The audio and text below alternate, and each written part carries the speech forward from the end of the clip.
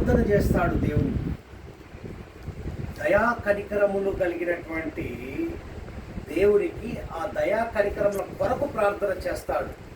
చక్కని మాట 2వ వచనంలో చూసుకుంటే, యెహోవా సంవత్సరములు జరుగుచుండగా, కింది భాగంలో చూడండి, యెహోవా సంవత్సరములు జరుగుచుండగా నీ కార్యము నూతన పరచుము. చూసారా, సంవత్సరములు జరుగుచుండగా అంటే సంవత్సరము నీ కార్యములను నూతనపరచమని అడుగుతున్నాడు. అంటే ఈ సంవత్సరం ఒక నూతన క్రియ, మరొక దయాకిరీటంలో అడుగు పెడితే ఒక క్రియ. ఈ సంవత్సరమే, రాబో సంవత్సరమే. అయితే సంవత్సరములు జరుగుచుండగా దానిని తెలియజేయము. చూడండి, ఇక్కడ బాగా గమనించండి ఈ 2 వచనాలు. యెహోవా సంవత్సరములు జరుగుచుండగా నీ కార్యము నూతన పరచుమన్నాడు మొదట్లో. కింది వచనంలో అంటాడు సంవత్సరములు జరుగుచుండగా, అంటే ఆ నూతన కార్యాలు ఏంటో దాన్ని తెలియజేయమంటున్నాడు, అడుగుతున్నాడు. మరలా తెలియజేయము అంటే ఆ సంవత్సరపు కార్యాలేంటో మాకు రుచి చూపించు అని అడుగుతున్నాడు, దేవుణ్ణి ప్రార్థన చేస్తున్నాడు. అందుకే 103వ కీర్తనలో వ్రాయబడిన మాటలు చూస్తే 2వ వచనంలో, నా ప్రాణమా యెహోవాను సన్నుతించుము, ఆయన చేసిన ఉపకారములలో దేనిని మరువకుము. అంటే నూతన కార్యములు కనపరిచే విధానములో, ఆ కార్యాలు జరిగే విధానాన్ని తెలియపరిచే విధానములో ఆయన చేసే ఉపకారాలు, అంటే మనం పొందుకున్న వాటిని, పొందుకోబోయే వాటిని బట్టి మనము ఆయన ఇచ్చినటువంటి చేసినటువంటి కార్యాలను మరవకూడదు అంటున్నాడు దావీదు కీర్తనకారుడు. అయితే ఇక్కడ గమనించండి, ఇక్కడ రాయబడిన మాట 5వ వచనాన్ని చూసుకుంటే, పక్షిరాజు యవనం వలె నీ యవనము క్రొత్తదగుచుండునట్లు ఆయన చేసే కార్యం ఏంటి? సంవత్సరాలు. ఇక్కడ రాయబడిన హబక్కూకులో మరి దేవునితో మాట్లాడుచున్న మాట ఏంటి? యెహోవా సంవత్సరములు జరుగుచుండగా నీ కార్యము నూతనపరచు. ఆయన కార్యం నూతనపరిచేది ఏంది? వయస్సు పెరిగే కొద్దీ ఏమవుతుంది? మనిషి సన్నగిల్లిపోతాడు. అంటే వయస్సు పెరిగే కొద్దీ మనిషి ఏమవుతాడంటే డౌన్ అవుతాడు. ఇక్కడ చూడండి ఏమని రాయబడింది? పక్షిరాజు యవనం వలె నీ యవనము క్రొత్తదగుచుండునట్లు మేలుతో నీ హృదయమును. సంవత్సరము ఏంటో తెలియపరచమంటే నీ యవనాన్ని క్రొత్త విధానంలోకి తీసుకెళ్తున్నాడు. పక్షిరాజు చూడండి, ఇక్కడ పక్షిరాజు యవనములే, పక్షిరాజు యవనంగానే ఉంటుంది. నీ జీవితంలో కూడా దేవుడు సంవత్సరము తగ్గింపు కాదు, రెట్టింపు చేస్తున్నాడు. పక్షిరాజు యవనం వలె నీ యవనము అంటే నువ్వు ఇంత వయసు అన్నట్టుగా దేవుడు నిలబెట్టాడు. అంటే ఈ వయస్సు అంటే బర్త్డే చేస్తున్నామంటే ఒక వయస్సు తరిగిపోతుందని అనుకుంటారు చాలా మంది. దేవుడు నూతన పరచబోతున్నాడని అర్థం. ఇక్కడ చూడండి, మేలుతో నీ హృదయం. గత సంవత్సరము ఈ సంవత్సరము జరిగేది తెలియపరచమంటే గత సంవత్సరం కంటే ఈ సంవత్సరము మేలు అధికం చేస్తుంది. తృప్తి. గత సంవత్సరంలో తృప్తి లేదండి, ఈ సంవత్సరంలో మొదలు పెట్టక ముందే తృప్తిలోకి తీసుకెళ్తున్నాడు. అదే ఇక్కడ మాట బాగా అర్థం చేసుకోండి. దేవుతో అంటున్నాడు సంవత్సరములు జరుగుచుండగా దాన్ని తెలియజేయమన్నాడు. అంటే తెలియజేసేది ఏంటిది? నీ యవనాన్ని క్రొత్తది చేస్తున్నాడు. మేలుతో నీ హృదయాన్ని, నీ హృదయంలో ఉన్న కలవరాన్ని, అయ్యో సంవత్సరాలు గడుస్తున్నాయి ఇంక ఏంటి నా పరిస్థితి అనుకుంటున్నావేమో. నా పరిస్థితి అయ్యో ఇంత వయసు వస్తుంది, మరి ఏంటి నేను ఇలాగే ఉన్నానేమో.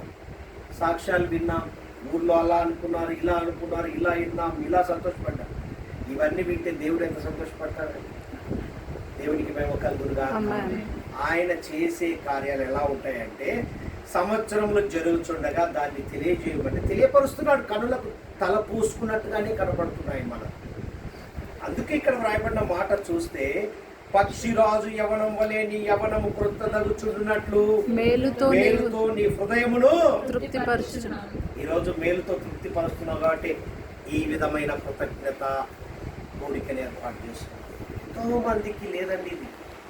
దేవుని యందు భయభక్తులు కలిగి దేవుడు ఇచ్చిన దాన్ని, ఆయన చేసిన ఉపకారాలు దేన్ని మరవకుండా జ్ఞాపకం చేసుకోవడమే దేవుడు ఇచ్చినటువంటి ఆ సంవత్సరం తెలియపరిచే విధానం. ఈ సంవత్సరంలో ప్రార్థనతో జయించబోతున్నావు. ఈ సంవత్సరము దేవుడు నీతో మాట్లాడబోయే మాటలు ఆయన చక్కగా మాట్లాడతాడు. 72వ కీర్తనలోనికి వెళ్దాం. ఇక్కడ మాట్లాడుతున్న మాట చూద్దాం. 16వ వచనము 17వ వచనం చూడండి. ఇక్కడ వ్రాయబడిన మాట చూస్తే, అతని పేరు నిత్యము. మేము మా ఊరిలో ఇలాంటి పరిస్థితి, ఇక్కడ ఇలాంటి పరిస్థితి, వీళ్ళు వాళ్ళు. ఈరోజు ఎలా ఉందండి? నీ పేరు నిత్యము నిలుచు. అంటే నీ గురించే మాట్లాడుకుంటున్నారు. ఈరోజు ఒక ఉన్నత స్థానం, డ్యూటీలో కావచ్చు, ఇంట్లో కావచ్చు, ఊర్లో కావచ్చు, బయట కావచ్చు, బంధువులు కావచ్చు, కోల్పోయాము ఇంతకు ముందు. ఇప్పుడు నూతన క్రియ చేశాడు. ఏమంటున్నాడు ఇక్కడ? అతని పేరు అనగా నీ పేరు మెన్షన్ చేసుకోవాలి. నాగేశ్వరరావు పేరు నిత్యము. నాగేశ్వరరావు నామము సూర్యుడినంత కాలము చిగుర్చుచు అతనిని బట్టి మనుషులు దీవింపబడుదురు. ఈరోజు ఊర్లో ఒక ప్రత్యేకత, తన భార్య కోరుకున్నాడు. ఈరోజు మరి ఇక్కడ ఉన్న వారు అందరూ వింటున్నప్పుడు, అవి ఆ మాటలు వింటున్నప్పుడు, చూస్తున్నప్పుడు మనకి ఎంత సంతోషంగా ఉంటుందండి. చుట్టూ ఉన్న వారికి ఎంత సంతోషం అయితే సృష్టించిన సృష్టికర్తకి ఎంత సంతోషం అంటే, నీవు నా సొత్తు అన్న దేవతి దేవునికి ఎంత ఆనందం ఉంటుంది కదా. అయితే ఇక్కడ చూడండి, అతన్ని బట్టి మనుషులు, నిన్ను బట్టి మనుషులు దీవింపబడుదురు. దేవుణ్ణి ఎరుగని ప్రజలందరూ ధన్యుడని. నీకు ఎవరైతే వ్యతిరేకతగా ఉన్నారో, నిన్నుగా చూడని వ్యక్తులు ధన్యుడని చెప్పే రీతిలో దేవుడు నిలబెట్టాడు. అదే సంవత్సరంలో జరిగేది తెలియపరచబడి ఇదే.